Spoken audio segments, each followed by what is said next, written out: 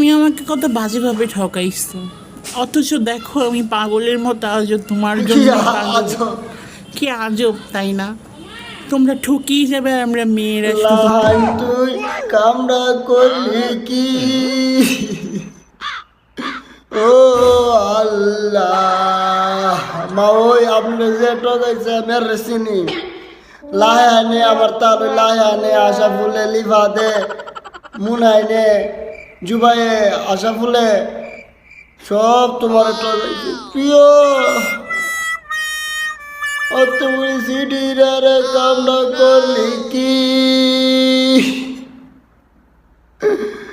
কামনা করলো কি